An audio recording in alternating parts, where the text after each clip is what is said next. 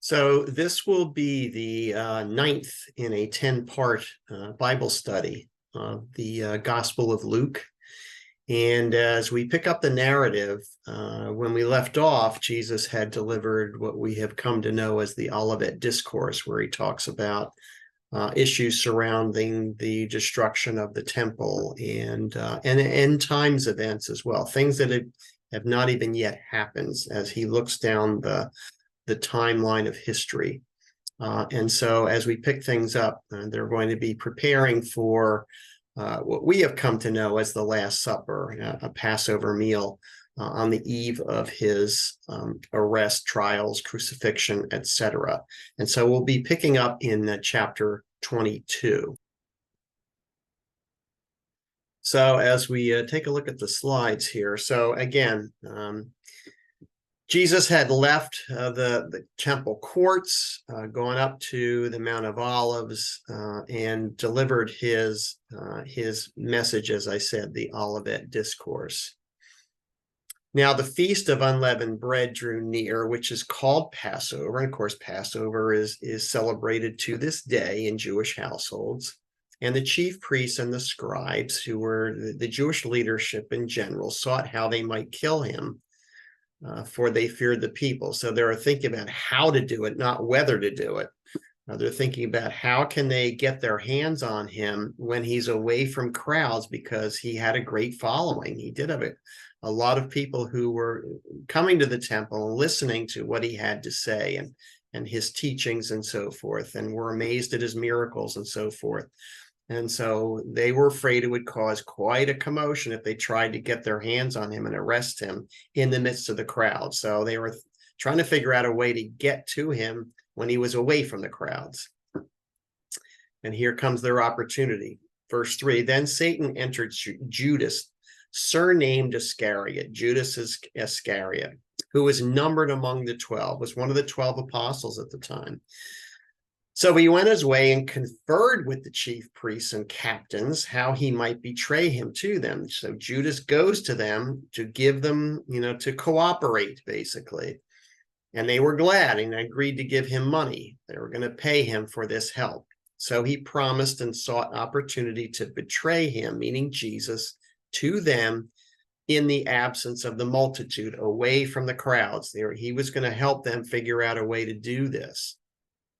Now, of course, remember, Judas has been with the disciples and apostles who had followed Jesus, participated in his ministry, had served him, lived with him, served with him, experienced many of the miracles, all this. And yet, for some reason, at the end here, he's not convinced. He's not a believer. And again, to the outside world, he certainly appeared to be. He traveled with the disciples, moved with the disciples, but he was not a disciple. And again, the modern day lesson, you can go into many churches today, and there will be people sitting in the pews who are not true believers in the biblical gospel and the biblical Christ. Then the day of unleavened bread. Then came the day of unleavened bread, when the Passover must be killed, the lamb, that is, the sacrificial lamb. And he, meaning Jesus, sent Peter and John, saying, go and prepare the Passover for us, that we may eat. So they said to him, where do you want us to prepare? And Jesus said to them, behold, when you have entered the city, a man will meet you carrying a pitcher of water. Follow him into the house which he enters. Now, how would they know which man carrying water? Well, the bottom line is, at that point in time in the culture, it was the women that carried the water from the well back to the house. And so to see a man carrying water would have been unusual, and it would have been a sign for them. Okay, this is the one. Then you shall say to the master of the house, the teacher says to you, where is the guest room where I may eat the Passover with my disciples? Then he will show you a large furnished upper room. There make ready. So that's the room we're going to have the Passover in. We're going to eat the Passover in. So they went and found it just as he had said to them, and they prepared the Passover. So again, now they've come down the valley from the Mount of Olives. They're going to come into the city and wind their way to this house where there's an upper room that they can have their Passover meal at. When the hour had come, he sat down, and the 12 apostles with him. Then he said to them, with fervent desire, I have desired to eat this Passover with you before I suffer. And again, he's been warning them for a while now. We're going to go to Jerusalem, and this is what is going to happen. And we know from their own writings that they didn't quite grasp it. They didn't quite grasp a lot of this stuff, really, until after the events of the crucifixion, the resurrection, and the time he spends with them until his ascension after the resurrection. For I say to you, I will no longer eat of it until it is fulfilled in the kingdom of God. So he's warning them at this point, this is going to be the last Passover I spend with you. And of course, he doesn't use the word, but we use the word, or the words, the Lord's, the Last Supper. Then he took the cup and gave thanks and said, take this and divide it among yourselves. For I say to you, I will not drink of the fruit of the vine until the kingdom of God comes. And again, this is a Passover Seder, still celebrated today in Jewish households. And there's a series of rituals in terms of things that you eat and cups that you drink from. And of course, he's using the cups for different purposes here. And he took bread, gave thanks, and broke it, and gave it to them, saying, this is my body, which is given for you. Do this in remembrance of me. And of course, this is where we get the ritual of the liturgy for performing and participating in communion or Eucharist, whatever you want to call it. This is where we get it from. Jesus, of course, initiated it. Likewise, he also took the cup after supper. Now, this is of the series of cups that are drank from in the Passover Seder. The final cup is called the cup of salvation. And this is the cup that now he's going to start this new ritual as well. This cup is the new covenant in my blood, which is shed for you. But so this cup, again, symbolizing his shedding blood for the remission of sin, leading to salvation. Of course, he's using the salvation cup, the cup of salvation, in initiating this ritual that we do even today. But behold, the hand of my betrayer is with me on the table, and truly the Son of Man goes as it has been determined, but woe to that man by whom he is betrayed. And of course, we know that that is Judas Iscariot. This is just a very famous painting by Leonardo da Vinci called The Last Supper. But behold, the hand of my betrayer is with me on the table, and truly the Son of Man goes as it has been determined, but woe to that man by whom he is betrayed. Then they began to question among themselves, and they're sort of whispering to each other. They whisper to Jesus, surely it's not me. Which of them it was who would do this thing? Now there was also a dispute among them as to which of them should be considered the greatest. And he said to them, the kings of the Gentiles exercise lordship over them, and those who exercise authority over them are called benefactors. But not so among you. This is not the way it should be amongst you. He who is greatest among you, let him be as the younger or the lesser, and he who governs as he who serves. For who is greater, he who sits at the table or he who serves? Is it not he who sits at the table? Yet I, Jesus, am among you as the one who serves. And so needless to say, I am the leader, I am the greatest, and yet I am serving, the idea of servant leadership. And so, Jesus is exhorting them to humility. Just another sketching of the Last Supper. But you are those who have continued with me in my trials. You have been with me during this earthly ministry, and I bestow upon you a kingdom, just as my Father bestowed upon me, that you may eat and drink at my table in my kingdom and sit on thrones judging the 12 tribes of Israel. So this is where the idea Jesus proclaims that in the kingdom of God, that the apostles are going to have very lofty positions of responsibility. And the Lord said, Simon, Simon, of course, Simon is Peter. Indeed, Satan has asked for you that he may sift you as wheat, sort of like what Satan did with Job.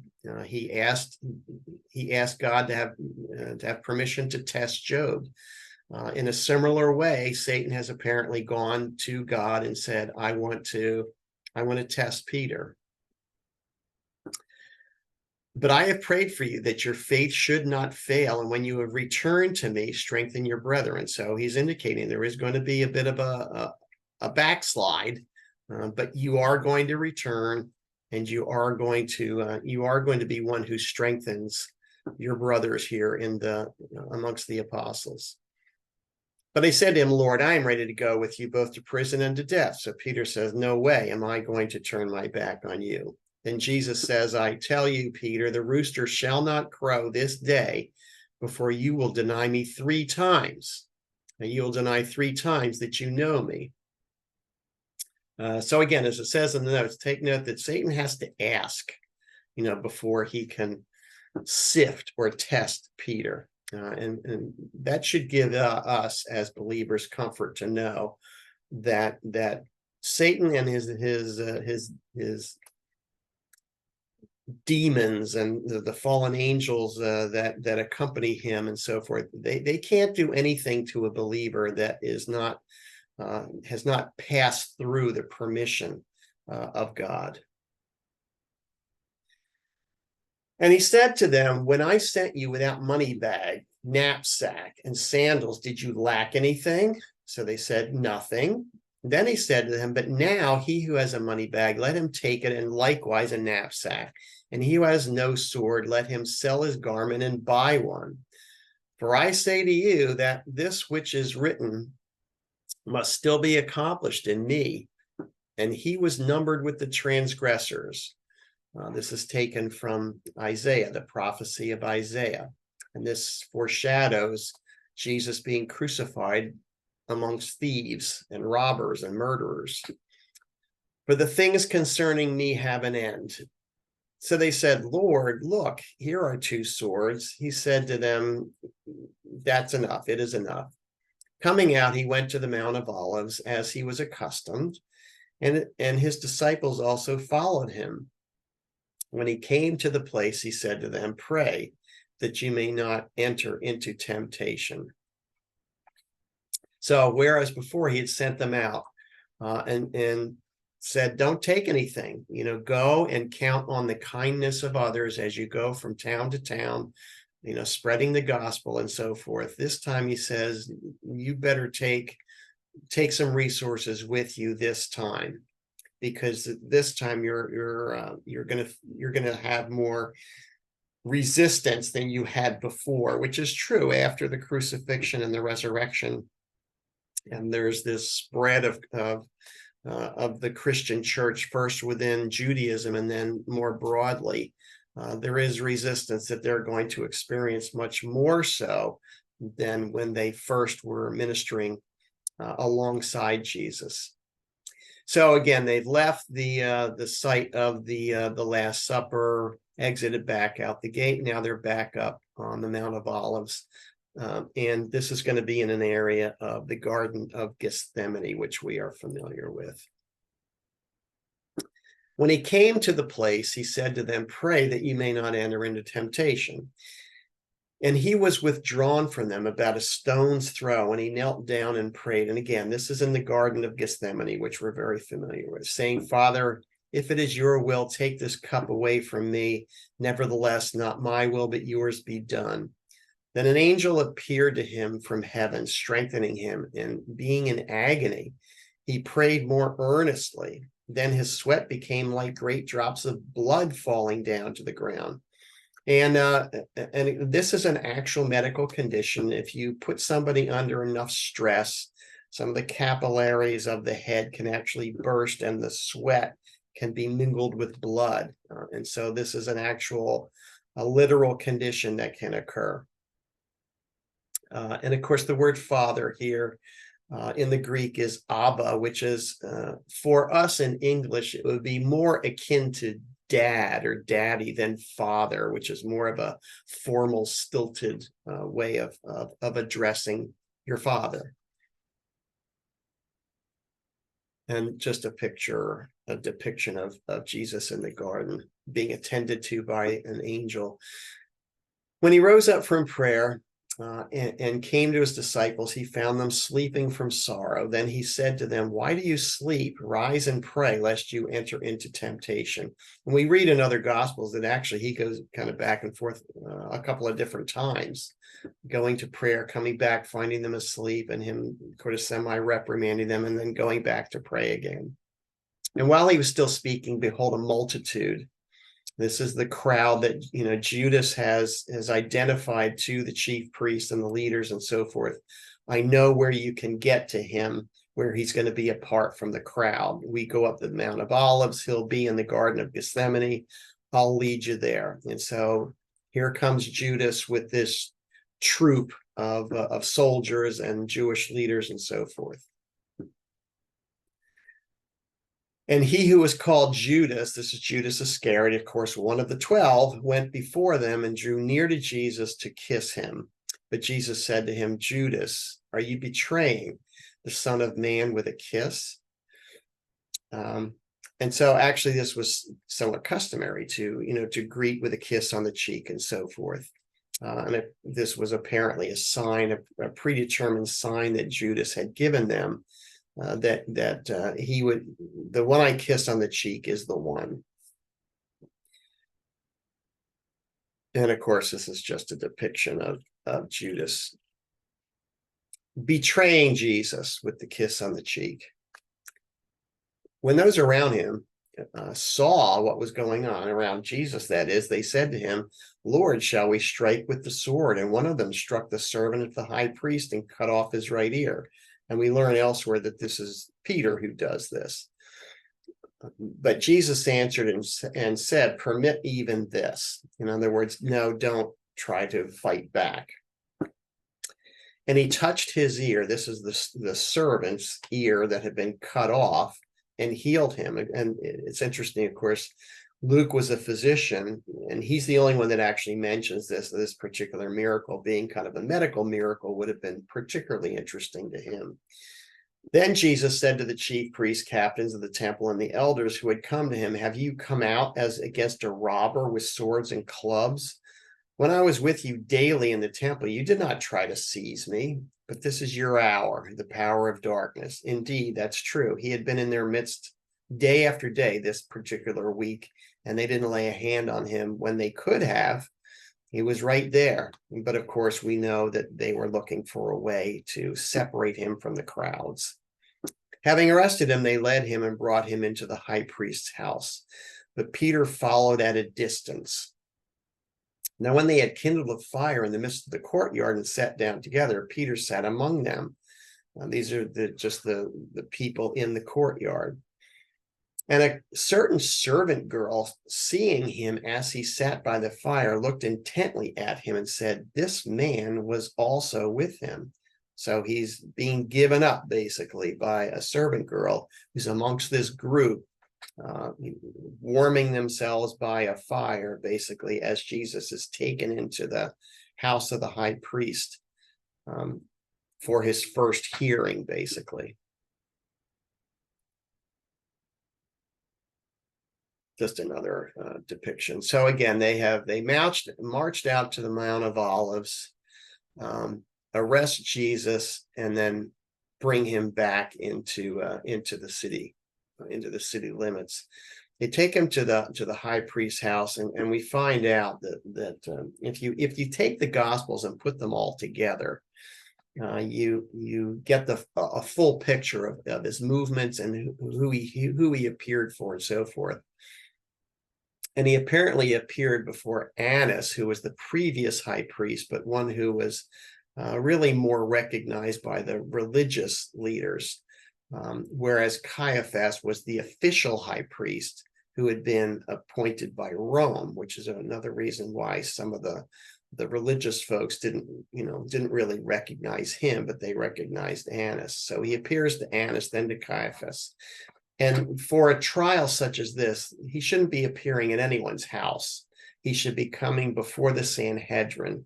So this is one of many different steps in this process that were actually illegal and contrary to their own rules and regulations and laws. Having arrested him, they led him and brought him into the high priest's house, but Peter followed at a distance.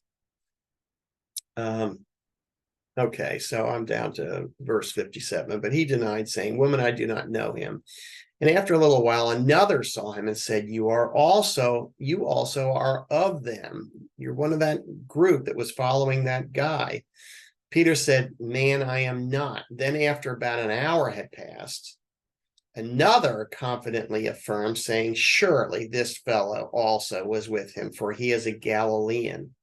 And again, elsewhere we read that his speech gives him away. He's got an accent, a northern accent, because Galilee being up north. But Peter said, "Man, I do not know what you are saying." Immediately, while he was still speaking, the rooster crowed. Interesting that according to the Talmud, the rules and regulations of the day, a rooster was considered to be an unclean animal. It was not to be allowed to run loose, was not really allowed within the city limits. And so just the fact that there was a rooster in the area was very, very unusual. But this one had a particular appointment because Jesus had obviously foreshadowed this happening. But Peter said, "Man, I do not know what you're saying." Immediately while he was still speaking, the rooster crowed, and the Lord turned and looked at Peter. So as this is happening, apparently Jesus is being led, from the house of the high priest across the courtyard, right as this is happening. Then Peter remembered the word of the Lord, how he had said to him, "Before the rooster crows, you will deny me 3 times." So Peter went out and wept bitterly. Now the men who held Jesus mocked him and beat him, and having blindfolded him, they struck him on the face and asked him, saying, "Prophesy, who is the one who struck you?" And many other things they blasphemously spoke against him. Now again, all of these things were illegal. You were not allowed to beat a prisoner. You were not allowed to mock a prisoner. Now, this was, again, several more things that made this an illegal process of this arrest, trial, and so forth. Because at this point in time, he hadn't really been officially charged with anything. They arrested him, but he had not been formally charged before the Sanhedrin. And yet they were doing these things to him. Which really, even after he's been charged, the prisoner wasn't to be, beaten or mocked or whatever like this. This was, again, they were transgressing all of their own rules and regulations.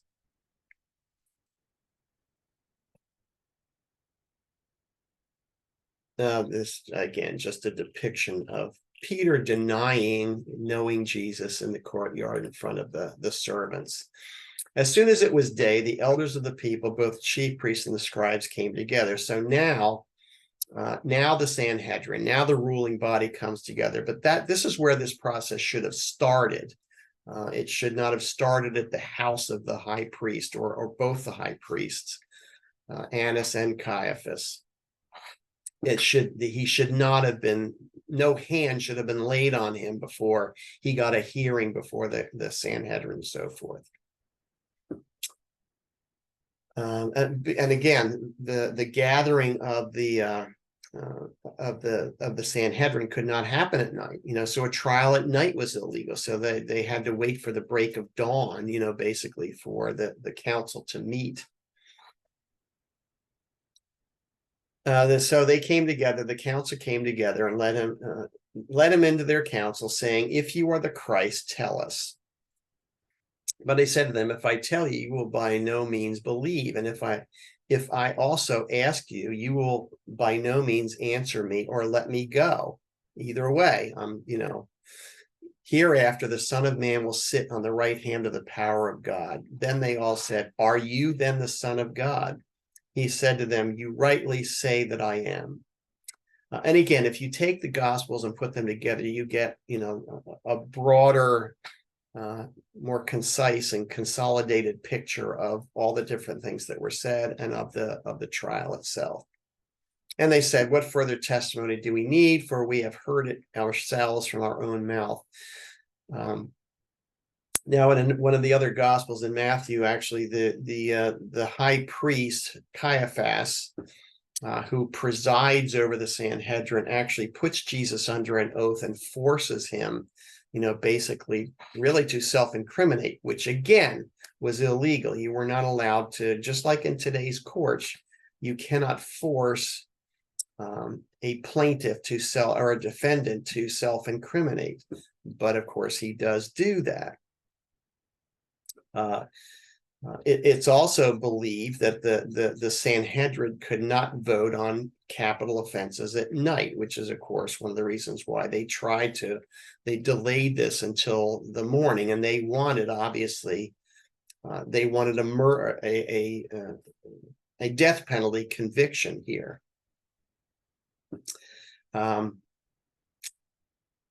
So anyway, they by forcing him, obviously, to admit that he is the Son of God, to them, of course, we know he was telling the truth, but to them, they considered it blasphemy. But as we will see, a charge of blasphemy, which is really a religious issue, is not going to carry the day in terms of a death sentence, because they could not carry out a death sentence. Only the Romans could. So they're going to have to come up with a charge that Pontius Pilate will accept. So anyway, so they've gone from the house of the high priest to where the Sanhedrin, the council, meets. And they've had this trial. Then the whole multitude of them arose and led him to Pilate, to Pontius Pilate, who was the governor at the time, the procurator.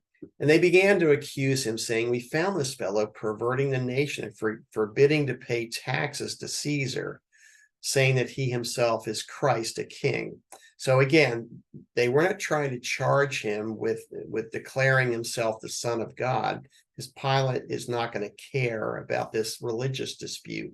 So they're trying to come up with secular charges, telling people not to pay taxes or calling himself a king, which of course would be something Caesar would not particularly like. Then Pilate asked him, saying, Are you the king of the Jews? He answered him and said, It is as you say. So Pilate said to the chief priests and the crowd, I find no fault in this man. Needless to say, Jesus's demeanor and what he said, and again, when we read some of the other things about this appearing before Pilate, we read elsewhere that his wife comes to him and says, Have nothing to do with this man. I had a dream about him. And so we know Pilate is looking for ways to let him go.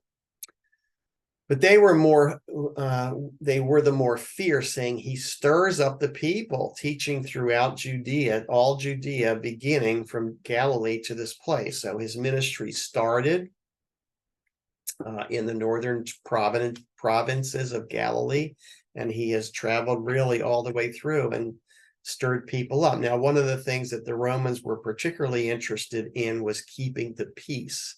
But again, this is really not getting anywhere with Pontius Pilate. He is still not inclined, to charge Jesus with anything, really. And really, he's inclined to let him go, and he tries several times to do that.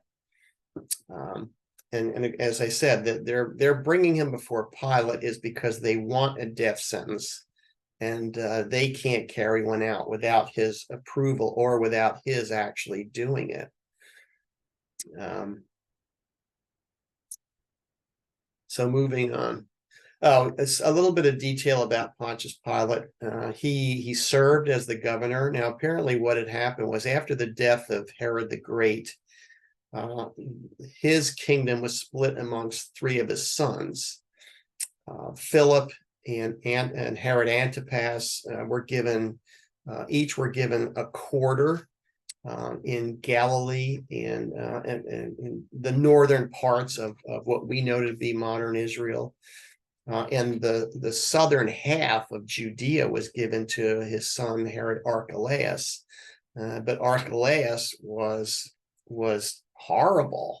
He was really, he was so bad that at a point in time, the Romans said, okay, we're taking this away from you.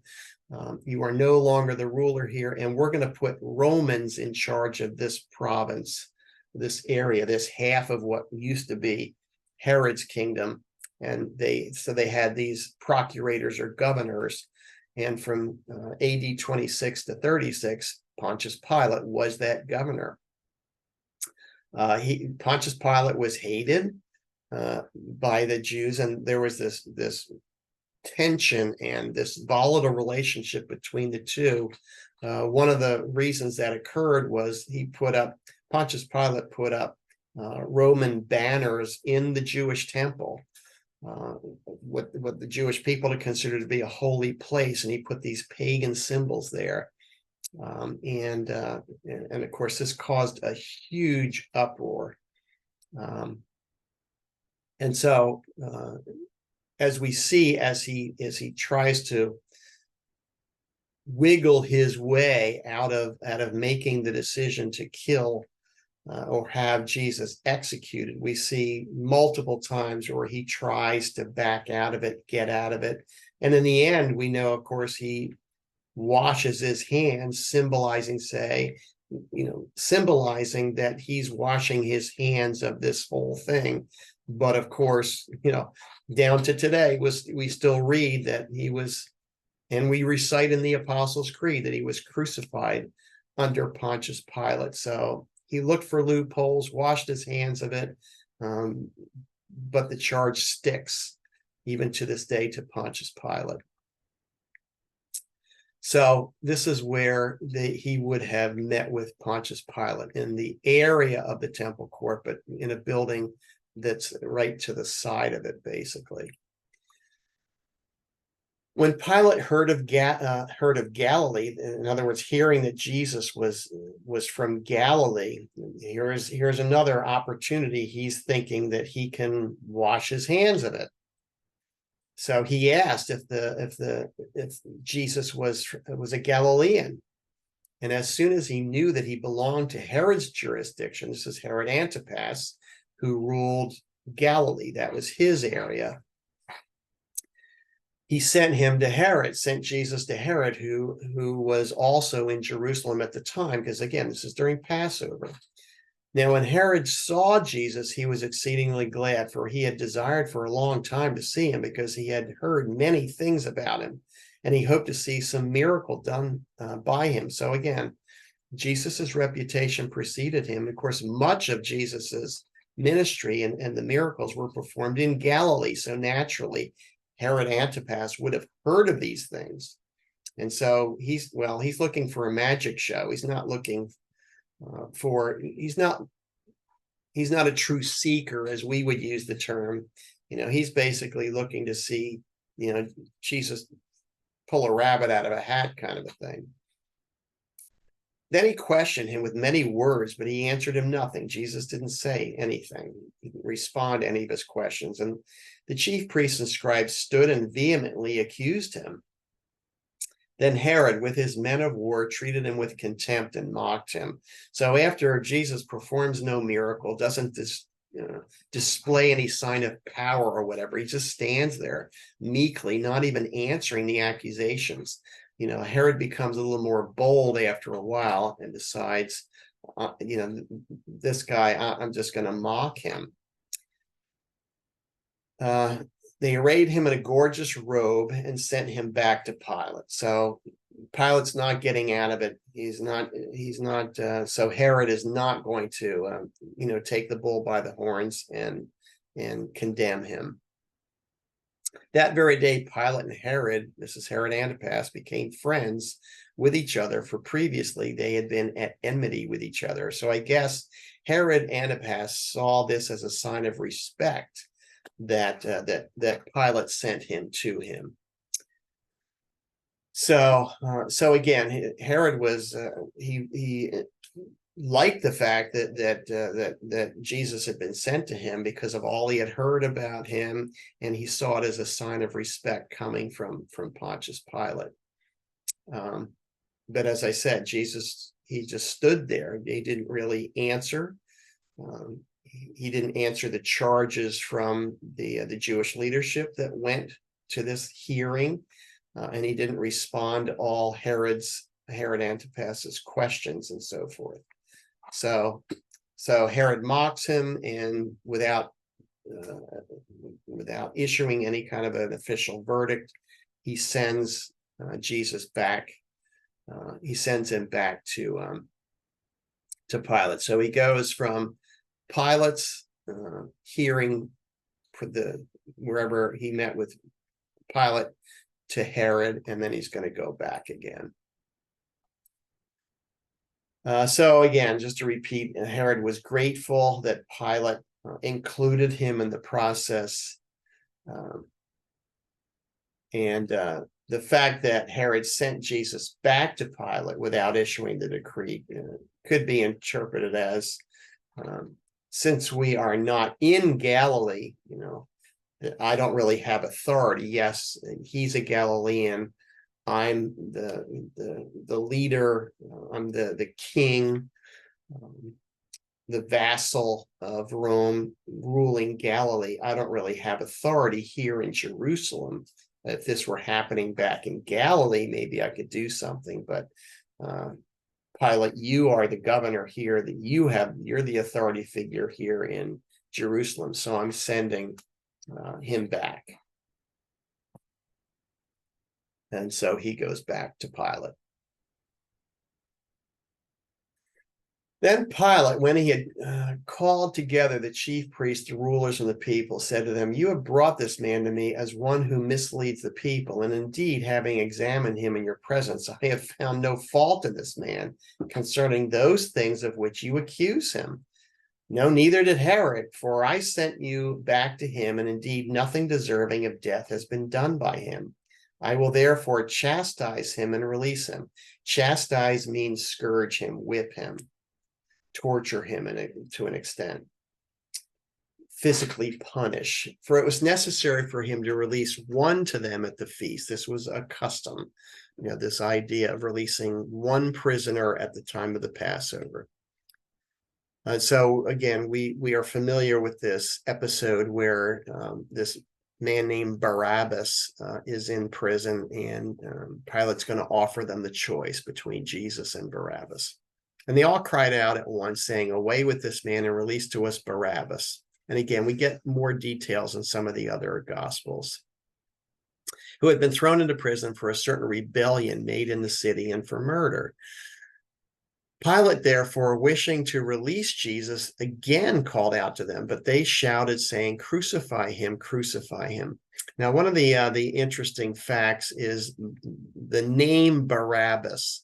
Bar means son of, and Abba, as we learned earlier, means father, means son of the father. And so here is, and there is some tradition actually that Barabbas was his surname, and his first name was actually Jesus, Joshua. And so this would have been if you will, the earthly, Jesus Barabbas, son of the Father, and the Messiah, the actual Son of God the Father. And the choice was given, and the crowd picked Barabbas. Then he said to them the third time, "Why? What evil has he done? I have found no reason for death in him.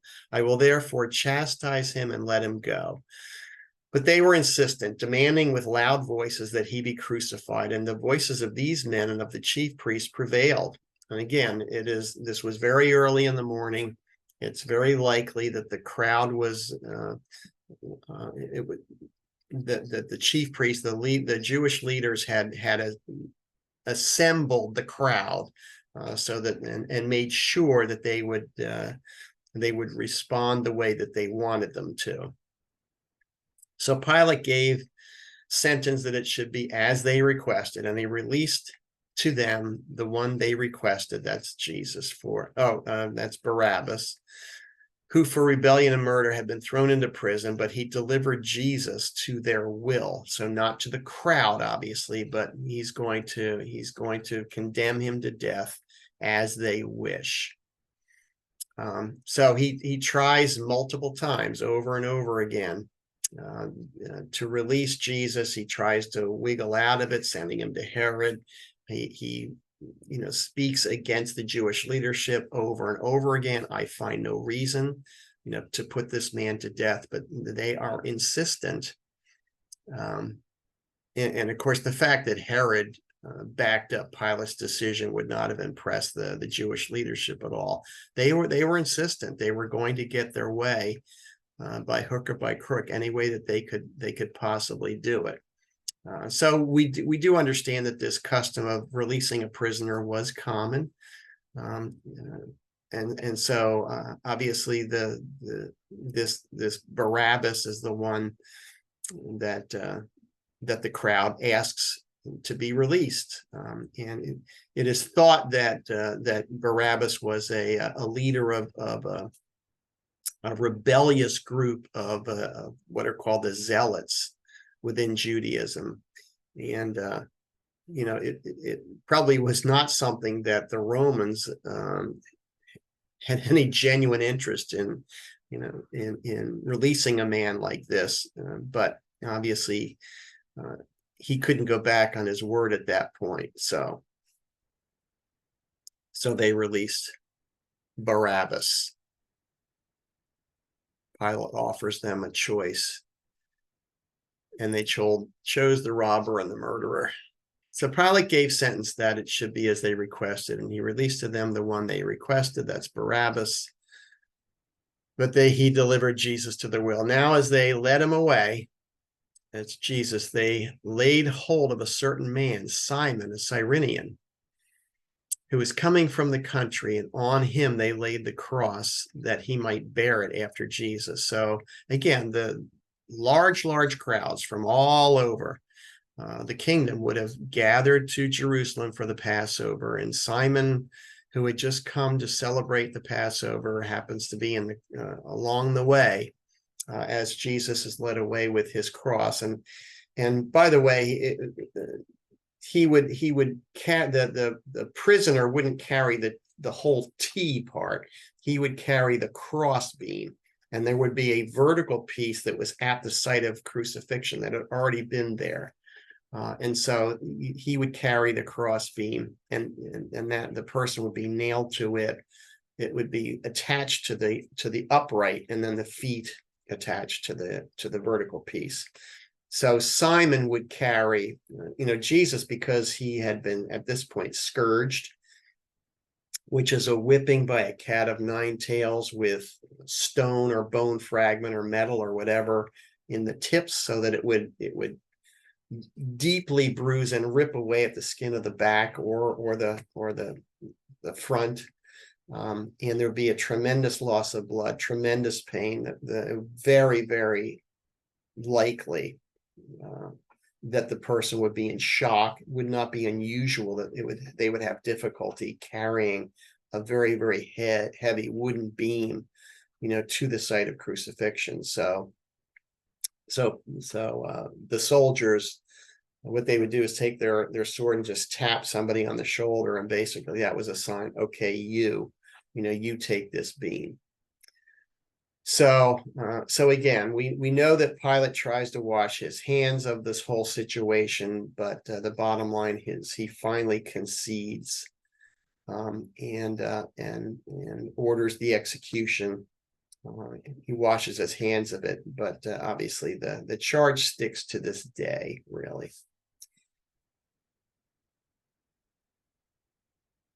So so part of the prisoner's humiliation really was to carry the cross, and so